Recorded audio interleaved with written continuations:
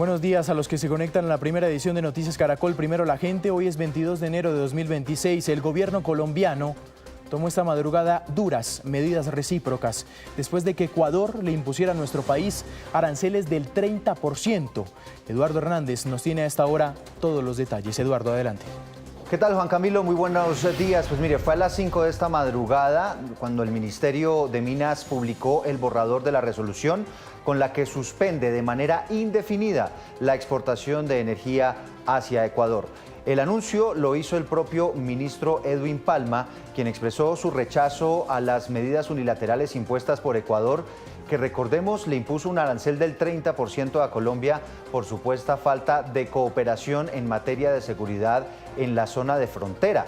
Dice que confía en que la diplomacia y el diálogo permitan superar las diferencias. En la exposición de motivos de la resolución que suspendería la venta de energía a Ecuador, dice que Colombia debe dar prioridad a la demanda doméstica y que existe una probabilidad superior al 50% de que a mediados de este año haya un fenómeno del Niño en el país que genere sequía y, por supuesto, estrés para el sistema energético colombiano. Esta primera decisión es un golpe muy duro para Ecuador, que recordemos depende de esa energía que Colombia le vende para mantener ellos su sostenibilidad energética y evitar apagones. Pero esta decisión no fue la única que tomó Colombia esta madrugada. Casi a la 1 de la mañana, el Ministerio de Comercio anuncia que el gobierno de Colombia también aplicará un gravamen del 30% a la importación de 20 productos provenientes de Ecuador, con la posibilidad de que se extienda la medida a un grupo más amplio. Todo esto como respuesta al arancel que anunció en las últimas horas el presidente Noboa de Ecuador y que, recordemos, ha generado, por supuesto, mucho rechazo por parte del gobierno colombiano. Escuchemos precisamente al presidente ecuatoriano, que en las últimas horas le entrega una declaración al diario El Tiempo desde Davos, desde Suiza, donde está participando en la Cumbre Económica Mundial. Bueno, es importante que estemos todos alineados en el tema de seguridad. Hemos conversado varias veces con el presidente Petro y en el tema fronterizo no vemos un trabajo del otro lado y lo necesitamos, nuestra gente lo necesita. El Ecuador siempre ha tenido una gran relación con Colombia y ahora en materia de seguridad, en la situación en la que estamos, si no trabajamos juntos, pues es muy difícil. ¿No cree que limitar el comercio legal le hace un favor a la ilegalidad? No, no necesariamente. Creo que esa tasa va a servir para también financiar, porque el costo, la seguridad cuesta, la tecnología cuesta, el control fronterizo cuesta, y todas las medidas que tenemos que tomar para proteger a nuestra gente tienen un costo. ¿Ha dialogado con el presidente Petro sobre este tema o qué canales? Hemos conversado varias veces sobre el tema de seguridad. Siempre pues se dice que va a haber control, que va a haber control también en la guerrilla, en la frontera, pero no lo hemos visto. O sea, ¿está descontento usted un poco con la...? Sí, no estamos en la misma página en ese sentido. Siente el presidente Noboa que no ha tenido ayuda alguna ni cooperación en la zona de frontera para luchar contra el narcotráfico y la minería ilegal. El ministro de Defensa de Colombia es Pedro Sánchez. General, bienvenido, gracias por estar con nosotros estos minutos en Noticias Caracol. ¿Y usted qué opina de esa percepción que tienen en Ecuador de que desde Colombia no se está cooperando en materia de seguridad allí en la frontera? Muy buenos días a todos. Primero debo decir que Colombia y Ecuador mantienen una relación supremamente fuerte en temas de seguridad. Segundo, que ya se pronunció el gobierno nacional, en el cual a través de la Cancillería rechaza las afirmaciones que digan lo contrario a esta colaboración permanente que ha hecho Colombia. Es más, creería que es el liderazgo que ha ejercido Colombia en la lucha contra el narcotráfico. Y para ello nosotros desarrollamos diferentes articulaciones. En temas de defensa tenemos la Comisión Binacional Fronteriza o las Combifront con Ecuador, que el año pasado tuvimos 2 conversaciones supremamente importantes. Es más, hace 2 días tuvimos otra reunión que tiene que ver con mandos militares regionales, pero también se hace en el tema policial, con el Rampol o la reunión de altos mandos de policía. Pero en términos generales, los hechos son los que deben hablar. Primero, el narcotráfico. Frente al narcotráfico, pasamos del 2024 de incautar 132 toneladas a incautar 195 toneladas. Un incremento prácticamente un 43% y se ve gracias a esa cooperación, pero sobre todo al liderazgo que se ha ejercido, por ejemplo, en adelantar reuniones tripartitas, también no solamente con Ecuador, sino también con Perú. El otro tema es de erradicación. Nos focalizamos en la erradicación en lo que fue Nariño y Putumayo. El esfuerzo principal de este gobierno ha sido en el suroccidente del país. Y uno lo ve también en los índices de seguridad, donde hubo una alta reducción del homicidio, pero también una alta reducción de otros factores como el desplazamiento forzado fue precisamente en Nariño y en Putumayo.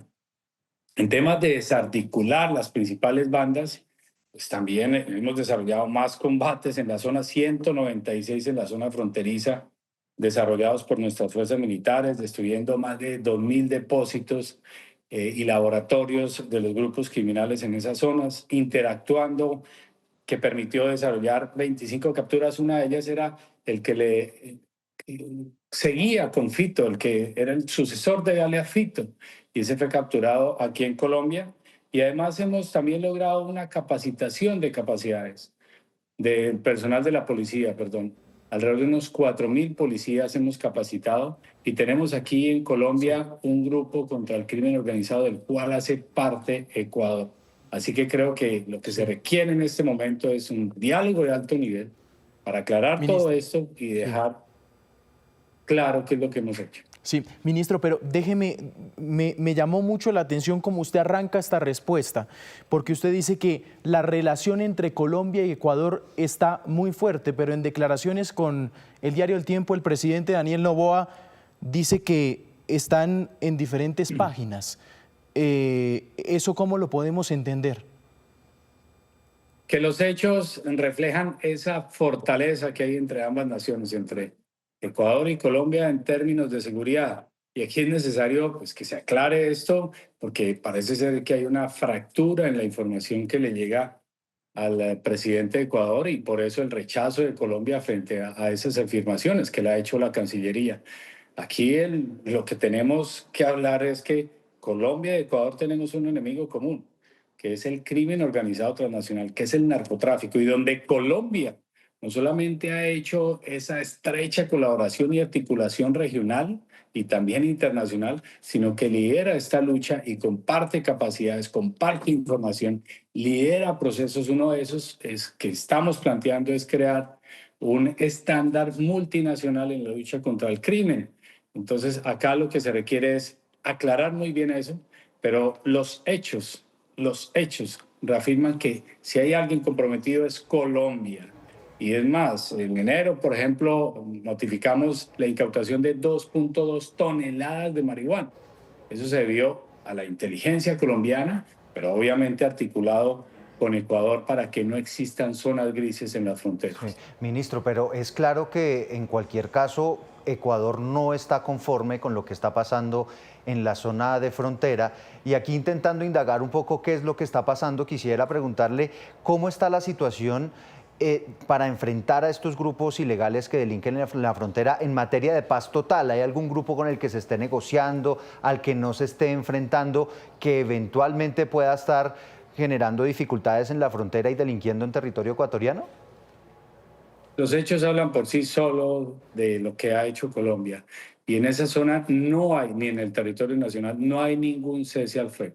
Aquí lo único que hay es una determinación absoluta del gobierno nacional para que la fuerza pública enfrente con toda la contundencia estos grupos criminales. Eso no significa que se esté avanzando de manera importante, por ejemplo, allá en Nariño, con lograr, y en el Putumayo también, con lograr la desmovilización de dos importantes estructuras criminales. Una que viene de las disidencias de las otrora FARC y la otra que tiene que ver con una disidencia del cartel del ELN que se autodenomina Comuneros del Sur. Sí, ministro, el pasado 20 de enero en su cuenta de X, el presidente Petro dijo que el exvicepresidente de la República de Ecuador, Jorge Glass, debía ser liberado. ¿Usted cree que esta decisión del presidente Daniel Noboa no solo obedece a lo que está pasando en la frontera, sino su disgusto con estas y otras expresiones del presidente Petro? Lo que me puedo referir es a lo que hacemos nosotros como sector defensa. Cualquier opinión en temas de relaciones internacionales o pronunciamientos que ha hecho el señor presidente de la República de Colombia, pues es el quien debe aclarar o ampliar la información respectiva, pues es el encargado, es el responsable como jefe de Estado de manejar las relaciones internacionales. De parte de nosotros es aclarar con toda la contundencia de que nosotros somos el país más comprometido, es más, somos los que más sacrificios hacemos. Hemos perdido grandes hombres, mujeres de nuestra fuerza pública enfrentando el crimen. Y aquí lo que tenemos que es hacer una aclaración de alto nivel y que avancemos como naciones, porque no podemos seguir más bien en este tipo de discusiones y fracturando la relación tan fuerte que debe existir entre todas las naciones para combatir un enemigo común que es el narcotráfico. Tiene usted razón, ministro, en que seguramente esto se va a terminar resolviendo a lo mejor rápidamente a través del diálogo y la diplomacia, como debería ser. Ministro, gracias por estos minutos en Noticias Caracol.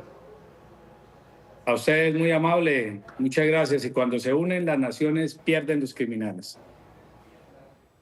6:12 minutos de la mañana. Pero ¿cuáles han sido esos resultados en materia de seguridad de los que habla el gobierno colombiano en la frontera con Ecuador? ¿Qué cifras tiene el gobierno, don Juan Carlos Mateus? Adelante.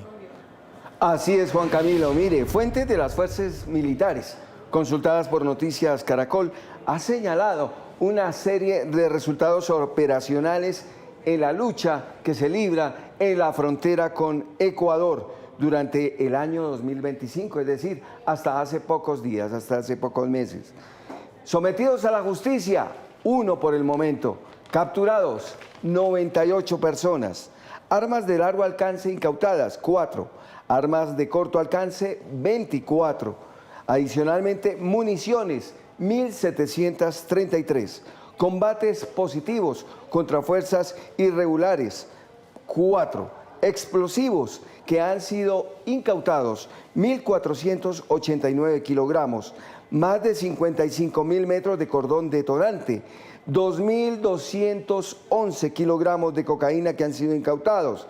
Al igual, 773 kilogramos de marihuana incautados y 24.000 matas de hoja de coca que han sido destruidas en la zona de frontera con Ecuador. Estos son algunas de las cifras que nos han entregado fuentes de las fuerzas militares sobre esos resultados operacionales en la zona de frontera con el vecino país de Ecuador. 6:14 minutos de la mañana, gracias don Juan Carlos. En el otro lado, en Ecuador, sí hay que decir que también el presidente Daniel Noboa ha recibido fuertes críticas por su política de seguridad y su efectividad. Hacemos contacto a esta hora con Joel Vanegas de la Alianza Informativa Latinoamericana en Quito. Adelante, Joel. ¿Qué tal, Juan Carlos? Sí, precisamente, bueno, después del comunicado de Daniel Noboa ayer en sus redes sociales, sobre todo en X, tomando la decisión de esta nueva tasa o aranceles para los productos que vienen desde Colombia, pues realmente algunas cámaras, federaciones de exportadores y analistas también económicos han reaccionado ante la situación. Sobre todo la Federación de Exportadores ha dicho que es una medida contraproducente para la producción nacional de Ecuador debido a que al menos el 47% de insumos que vienen desde Colombia se necesitan o se utilizan en Ecuador para crear bienes por empresas ecuatorianas aquí en territorio. Varios analistas económicos han dicho prácticamente que es un autogol el que ha tomado Ecuador y que puede tener algunas consecuencias. Por ejemplo, electricidad más cara, insumos más caros, inflación importada. Finalmente, estos aranceles quienes terminarán pagando son los propios ecuatorianos. Es decir, que califican esta decisión entre comillas como un castigo no para Colombia, sino para Ecuador. Estamos en una época de estiaje y Ecuador también depende de importaciones eléctricas. Eso es lo que te puedo contar, algunas de las reacciones que se están tomando. Pero bueno, te escucho. Joel, sí, aquí me hace una pregunta y es por la que arrancaba precisamente. He leído varios diarios y lo que uno encuentra de analistas es que en qué consisten esas críticas a Daniel Noboa por el manejo de la seguridad o más bien por la poca efectividad de las políticas de seguridad al interior de Ecuador. ¿En qué consiste esa crisis? Bueno, el 2025 fue el año más violento de la historia ecuatoriana, entonces prácticamente eso resume todo.